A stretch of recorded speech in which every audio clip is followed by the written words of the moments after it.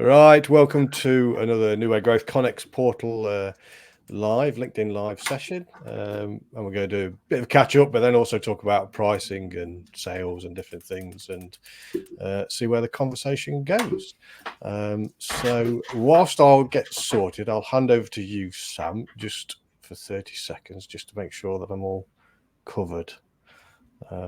So yeah, don't know whether you want to add anything whilst we're doing that. Yeah, just a quick welcome to anyone listening. As I say, it's just myself and Adam today.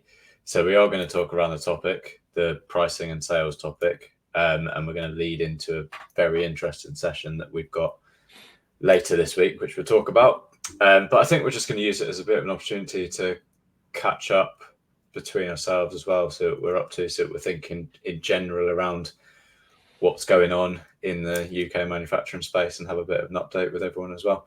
Because there's some things that we're up to as ConeX, which does all relate around the pricing and selling conversation. So worthwhile having a bit of a conversation. If anyone's got any comments, any updates, anything they want to share with us as you're watching along, feel free to drop them in the messaging system and we will answer any questions that you have. So let's start with a very simple. Obviously, you've got New Way Growth branded on this system. On this, yeah. So I know you do more than just New Way Growth.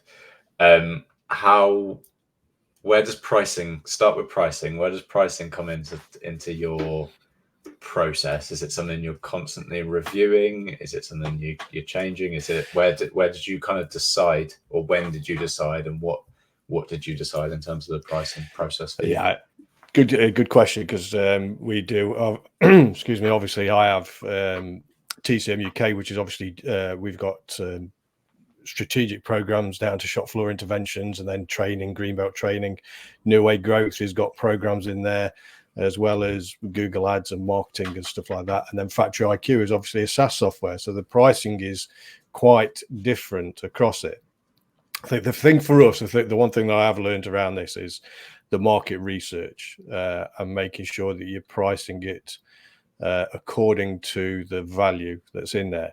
And what I mean by that as well is that, like I've just done revamped one within New Way Growth, where we have costed that in as we have as its initial sort of like kickoff, which was about 2 years ago on this particular program. As things have continuously improved, feedback from customers and clients and things like that, we have actually expanded that program out, and with that costs have increased due to that, but the value that's being put into it and that the customer is getting out it far exceeds the cost that we put in.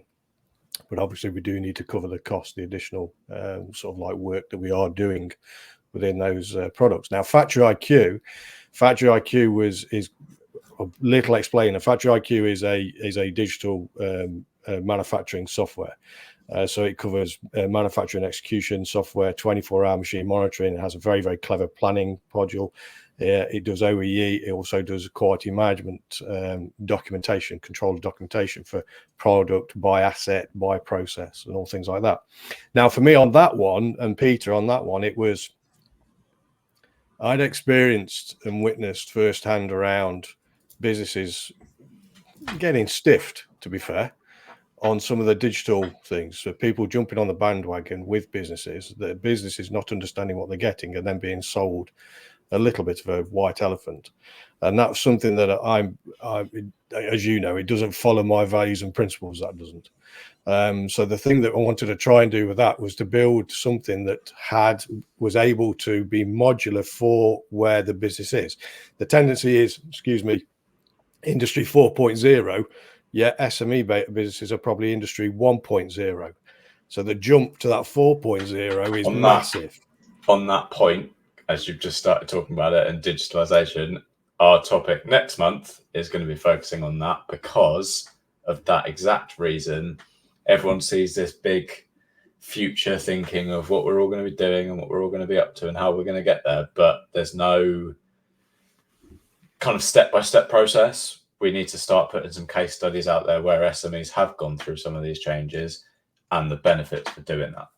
And that's exactly what all of our sessions next month are going to be, pulling. Yeah, and I think the best way to approach it is what problem have I got? Is there anything that's keeping me up at night that I need to solve, and how can that digital transformation help me solve that?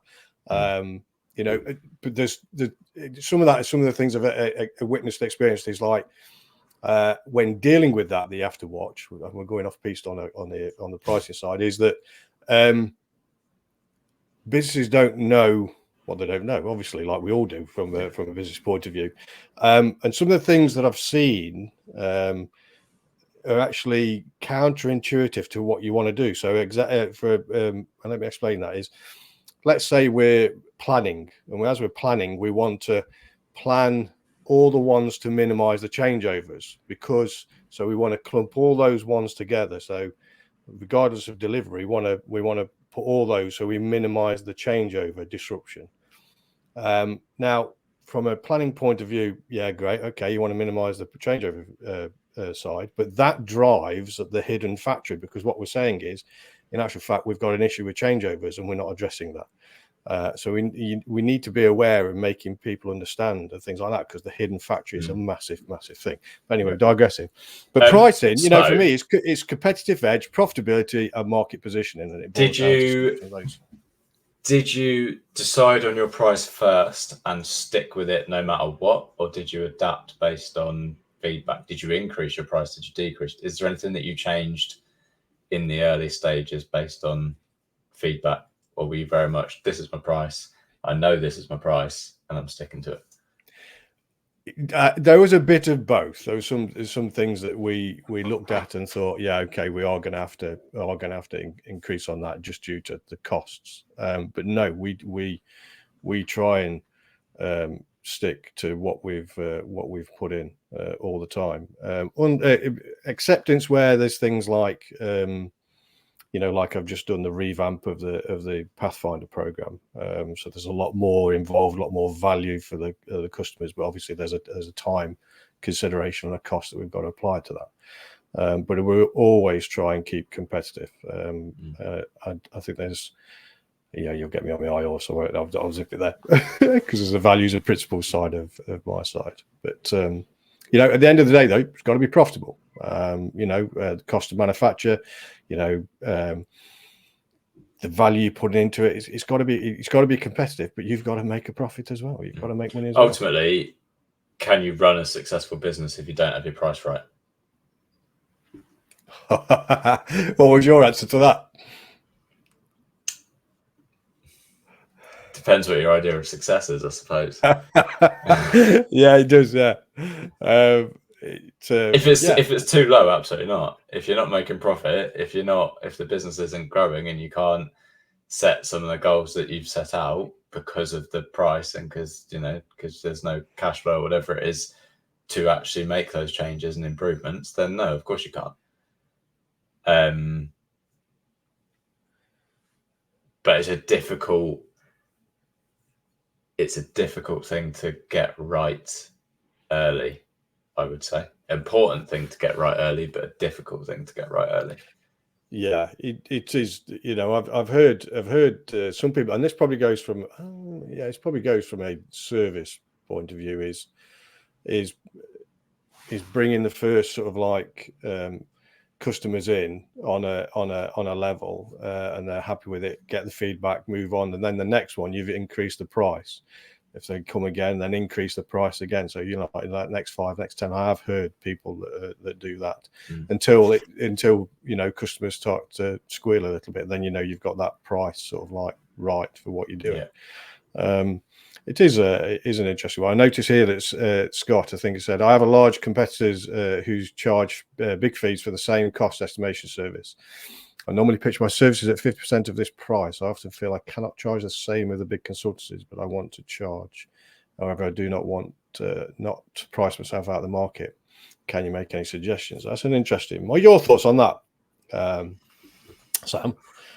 I've got some thoughts on it, but because I've come across this as well.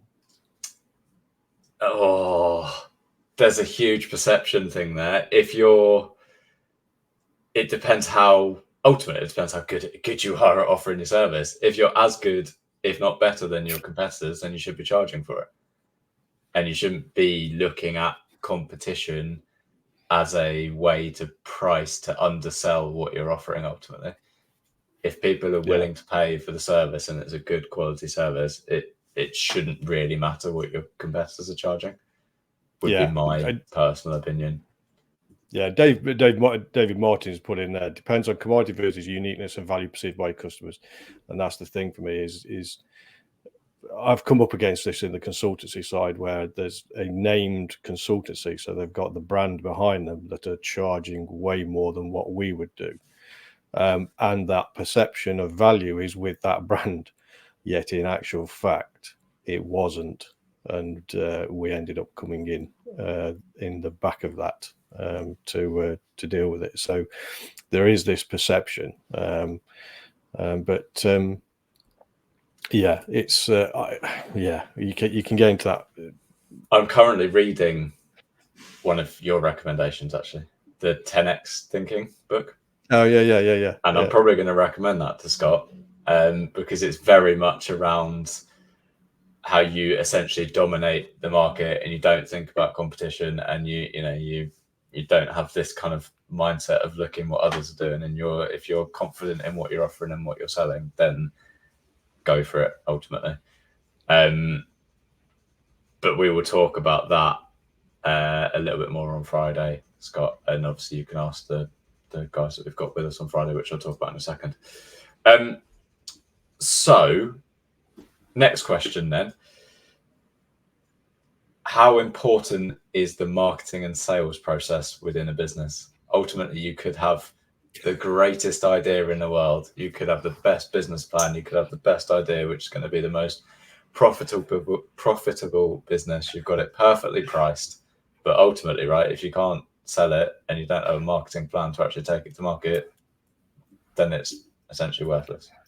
Absolutely. Yeah, I've said this for years.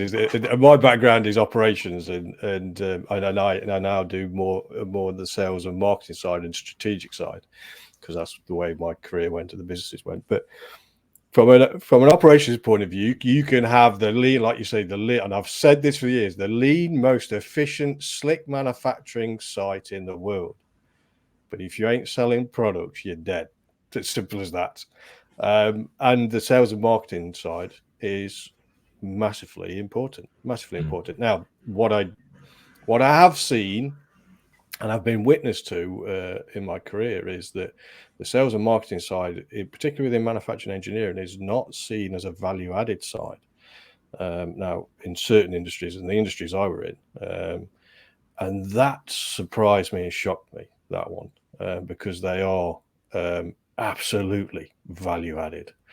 And I mean, even Scott's just said here, we were talking about his 50% there, and he's just put down that I'm as good as, if not better. It's just down to marketing and branding. It is marketing and branding and showing the value that you can give. Now, in particular with the service that we're talking around there, from a Scott's point of view, is I always say from a service point of view, go above and beyond. So really give value at the outset. Because perception and everything really does change. If you go over and above, don't hold back, just go over and above, because you'll be thanked for it. Totally. Why hold back at that early stages? Really give value over. That goes for any sales side for me on that. What about you? What about your perception on that one? Your thoughts? Ultimately the same. If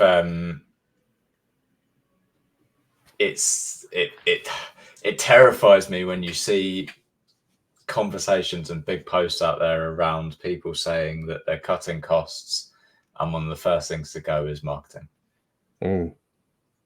If you've got a brilliant product and it's selling and you're trying to improve it and you're trying to grow your business, yet you're trying to cut costs and improve profitability, then marketing is not the thing to cut.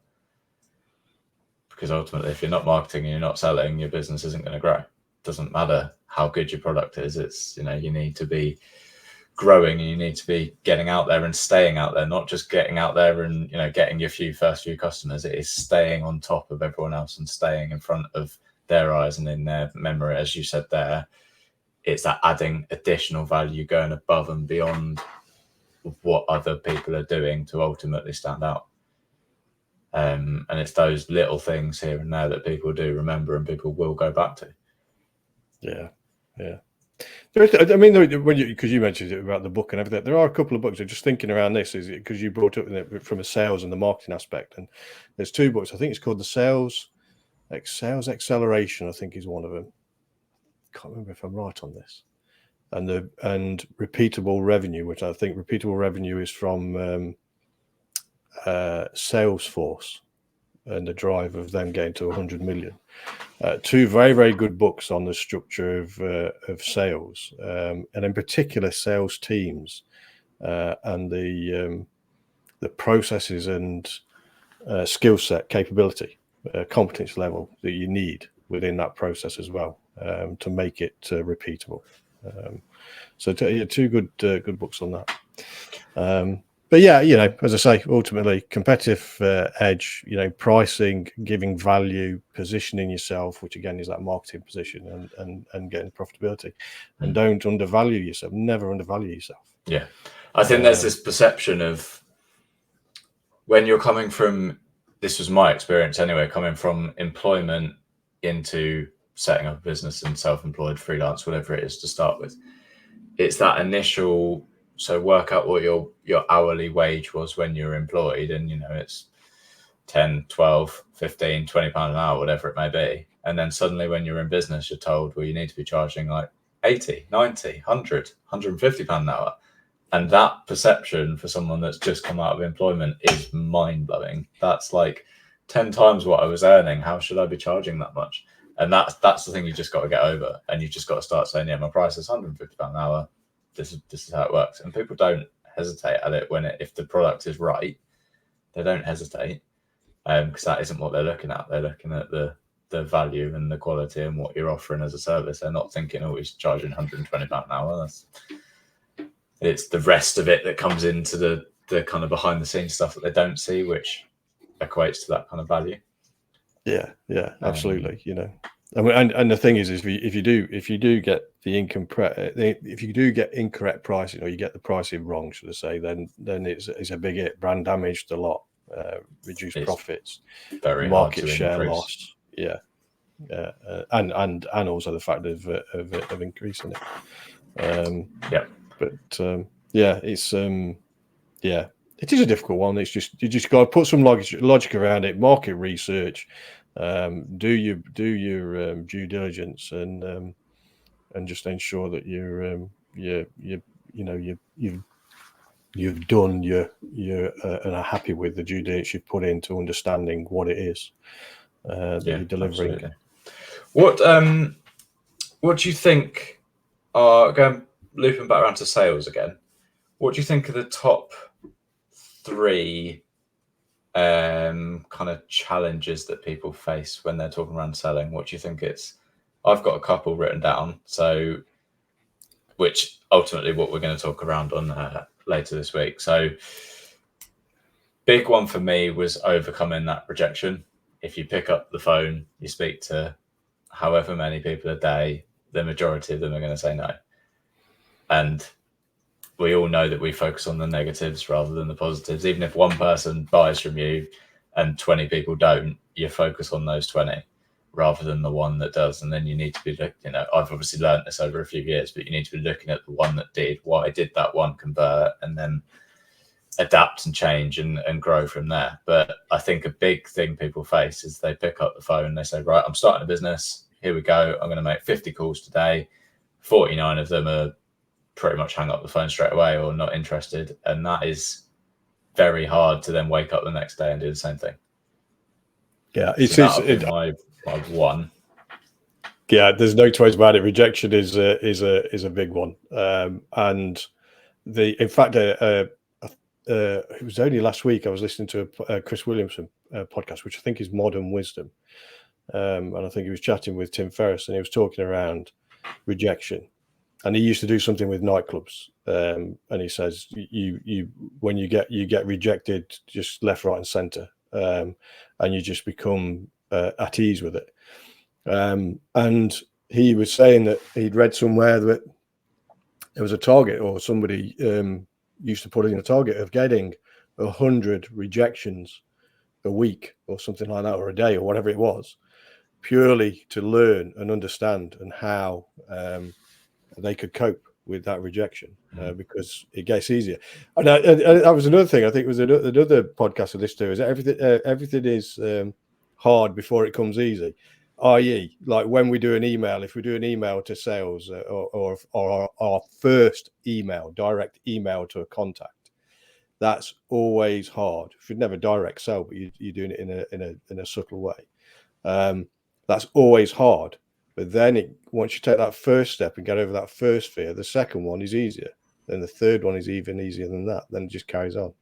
It's the same with rejection. So you've just got to hit it head on. And you can use, the analogies of, well, yeah, no, it just means next opportunity, move on. Yeah, exactly that. So mindset is the big thing. Mindset in business is a big thing for me in any sort of like side. 100%. It's just acceptance, isn't it? And move on. Get knocked down, stand up, off you go again. It's not a personal thing towards you or your business. It could be a timing thing. It could be a cost thing. It could be anything that, also try and get as much feedback as you possibly can. Learn why they said no, if that's applicable, and then you can apply that to the next one. Scott's just put another interesting one, which I know you'll be quite good at answering, I would hope, with your LinkedIn expertise. How do you turn LinkedIn connections and messaging on LinkedIn into orders? What's the next kind of stage? So there's lots of messaging that I'm assuming that Scott's sending messaging, you're having a good conversation on LinkedIn, but then how do you actually take that the next step? Yeah, you need, for me, one of the key things here is getting, if you're talking over LinkedIn and the messaging over LinkedIn, you need it away from LinkedIn. So, and that then comes into what you're probably coming to in a bit, is the technology solutions, because everybody needs a CRM database. Regarding how small a business you are, you need a CRM database, a customer relationship management database. But there are techniques in doing that, and the thing really is not direct sell. In essence, you're building a relationship. And you don't know. I mean, one of the things straight off is, depending on what you're selling and what you're doing or what you're trying to sell, you may have multiple decision makers in that process. So it's not just about that one person. There could be multiple people in it. You may be dealing with an operation director because they want the solution, but you might have to deal with a purchasing director or manager and a managing director and a finance director, particularly if it's capital expenditure. So there's strategies to go in with that. But the key thing is not to direct sell within the messaging. There are ways of doing that, and that all comes down to, again, to the offer and what the value you're bringing and how you portray that value, how you show that value without direct selling. LinkedIn, it's essentially that shop window into who you are as a person and how you want to build a relationship with people, and it's get it away from that platform. Book a call, get a phone number, offer to go visit them, have a coffee, whatever it may be, just something that's away from the platform, not as soon as you can, because you want to be building a good relationship to actually get a yes to a meeting afterwards. So it's not a straight in, please book a call with me here, because most people will just ignore that and not really respond. So it's more of a, let's have a nice conversation, talk around something that you got in common, talk about something that they've posted on LinkedIn, potentially a way of actually having a bit more of a personalized conversation on LinkedIn with them first. And then it's let's take this offline. Let's have a phone call. Let's have a Zoom meeting. Let me buy you a coffee, something like that. That then allows you to actually talk a bit more around what you're offering, would be my suggestion. Yeah, there's a number of different different copy things to do. So if you're like on LinkedIn, or you let's say you've created your top 20 list of businesses that you want to deal with, and then you're looking at around who you can associate with that is then go and find those people if they're on LinkedIn, see if they are active on LinkedIn, and there's ways of doing that. So you can see the number of connections, you see whether they're posting regularly, hit the notification bell. So when they do, don't go straight in and connect, hit the notification bell and see what they're posting about, and then see if there's any commonality in what they're posting. And if so, comment on the posts. Don't just like them, comment on them, give value over to them. And then, later on, open out a connection and mention about the post and their thoughts around, what they've posted, your thoughts around that and everything. Start with that relationship side and build it from there, and use things like acknowledge, compliment, and ask, the copy side of that. Acknowledge what they're doing, compliment on what they're doing, then ask. You got any chance of having that one-to-one Zoom, one-to-one, any chance of meeting up for a coffee, everything like that. So acknowledge, compliment, ask. There's a number of different ways, which is copy, how we structure copy, but it's no different in how we actually approach things as well in physical sort of like side. So yeah, there's a number of ways of different of doing things, And Scott, if you want a longer conversation on this, just give me a shout. Just give me a shout. I'll help you. Have you got any more of your LinkedIn webinars coming up? I know you did a few. I've got to kick in with those. I'm just setting up. Again, this is the technology and platform, so I want to come away from Eventbrite. I don't like Eventbrite, so I've got the platform that we use in my own platform that we use in there. Not my own, but it's ours for the business, and so I'm going to start using that. So yes, within the next month or so, we're doing all different ones, how to target your customer. But in saying that, you can go, and if you go onto our YouTube channel, you'll find detailed videos on. Yeah, you'll find details on how to find your target market, how to warm outreach was the one this morning, how to master warm outreach. So yeah, just go and have a look. Perfect. Before we talk a little bit more around ConeX and what we're up to and what the event we've got coming up on Friday is there anything else that you wanted to discuss on the kind of pricing and sales topic at the moment? No, I suppose an interesting one for me is I always thought, and I don't know whether it's changed now for me, one of the things that always used to aid us when we were looking at it is estimators, and those sort of roles seem to have disappeared, yet they were an absolute godsend for us in business. Those knowledgeable estimators in how you can actually build up the cost of the product. And I had wondered, and I wanted to ask and the audiences what their thoughts are on that, and do they see that? It was very, very big in automotive, very, very big in aerospace, but seems to have lost its way, like not lost its way, but you don't seem to be heard of when the roles have changed. But like industrial engineering, again, time and motion study, things like that, all critical to understanding cost and opportunity in efficiency. That was the only other thing. And then just always remember there are tech out there to help you with the management of this, customer relationship management, Salesforce, HubSpot, Zoho. There's pricing software. I think called Price FX and all manner of stuff. So there's loads. So Scott will probably comment in a minute because he's very much focused on the estimation side of things in the primarily in the EV market, but all across the sector as well. And he's actually just you're so value added. It was just so value added. And I'd wondered whether. And there are so for TCM UK, do you have a online cost estimator, like a software product that you use? Because obviously I've been involved in 3D printing businesses and manufacturing and additive stuff, and it depends on the scale of the business and the size, and if you're doing things a little bit more bespoke and personalized, then it's quite hard to bring in a cost estimator. But if you're doing a bit more of a bureau style service, then it kind of lends itself perfectly to it. Is there anything that you we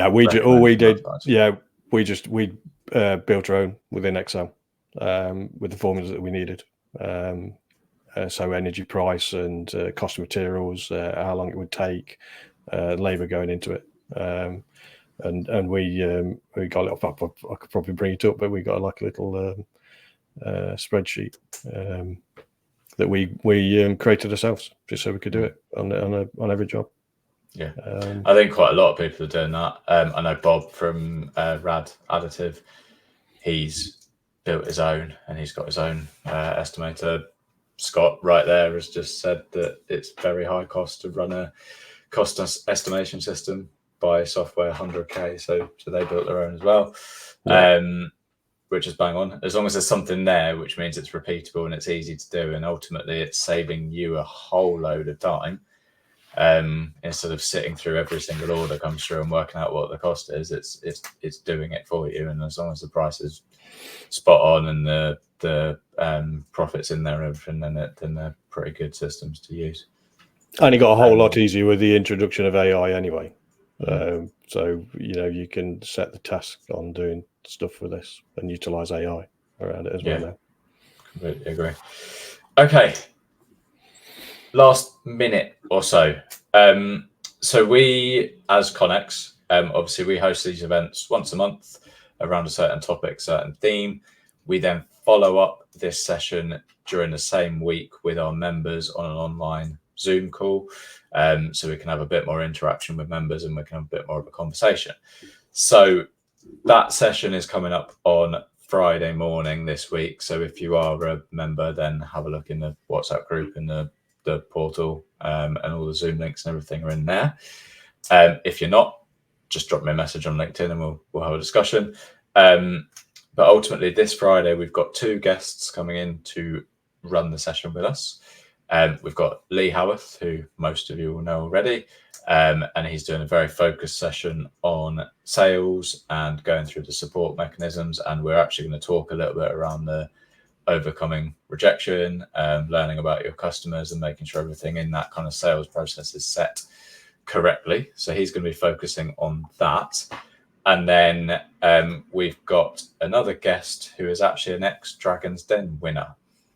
So he's coming in very specifically to talk around pricing.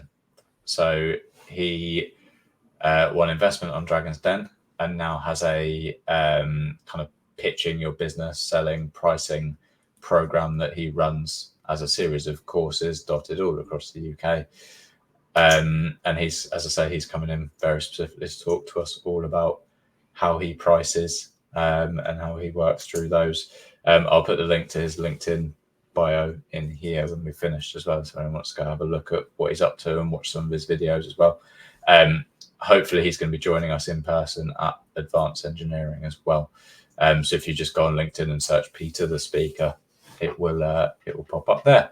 So he's going to be joining us as well on Friday. So that should be a good couple of hours, proper mastermind session, really dig into some of these challenges and hopefully solve some of them and get people moving in the right direction in terms of pricing and selling. And then in terms of us, in terms of what we're doing with ConeX, we actually put a poll in our group week before last. And the top 3 things that people want more of is more in-person events, more cross-sector collaboration, and more engagement from government and bigger companies.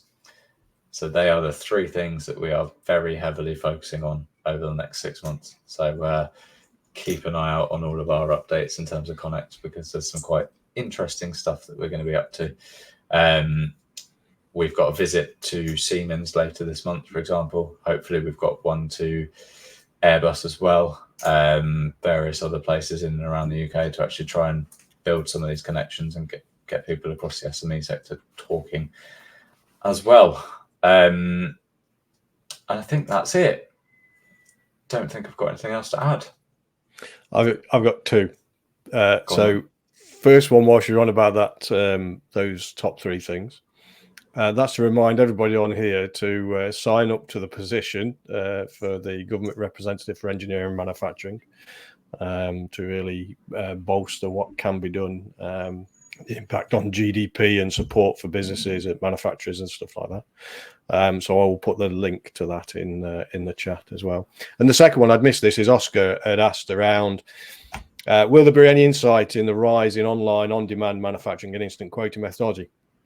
I've seen this for a little while now. I think what I've whether I'm correct in this from what I've seen of it is if you've got a standard product, repeatable product, yes, you can do that. So i.e. what I mean by that is, let's say, I don't know, let's say I was making an access panel with different various sizes. You've got meterage in length. You know that what welds are going to be in because there's some of the welds, and you can put costs in there, so you can very, very easily do it, size and aperture, or and things like that. So pretty standard. Where it gets to bespoke, would be a little bit more difficult, not insurmountable though. I wouldn't have thought, but yeah, I do see it now. I see the rise of it now, Oscar, because you've got people that are selling items and products that are not manufactured here, and their costing is done online as a quick quote. So yeah, I see the rise of that online on demand instant quoting. Yeah. Oscar has built a product for exactly that. Has it? So yeah, if anyone wants to go check it out, have a look. What I will say on that petition as well. So it ran for 6 months in 2022, and we got 1,200 signatures on it, which quite frankly is shocking. It's been running for 2 weeks now, and we've got 1,200 signatures on it. So we've already gone well above what we had before. What I will say is, if anyone is interested, or if anyone has already signed it, because it is important to the sector, please write your own organic post on LinkedIn about it as well. And then anyone that comments and shares your organic post, please ask them to write their own post as well. That's the only way we're going to actually get this across the line, is getting enough people to actually share it and support it and continue signing it. So anyone you know that has a link to manufacturing, which is pretty much everyone in the entire country, should be signing this, in my opinion. Yeah, absolutely. Yeah, because and I'll you know me, I'll say it as is, because I did a post out yesterday on manufacturing. Went into the UK manufacturing group, 5,000-6,000 odd impressions when I looked last night, and probably only 80 sign-ups. Get a grip. Yeah. Have a talk with yourself and sign it. Oh, I tagged some people this morning on my post with a coverage of over 200,000 followers. Yeah, it shouldn't be hard to get this out there. No, not at all. Yeah, not at all. And it's very much needed, particularly if you look at how it impacts, because the recalculation on from a GDP point of view, manufacturing I think is 25% plus attributed to GDP. Not the normal we look at it, and I think this is one of the things where we do need to look at how it's calculated. Brilliant. All right, good. We'll put those links in the chat as well, so we'll leave that there. Thank you, everyone. Until next time then. Yeah, catch you later. Have a great rest of the week. Bye.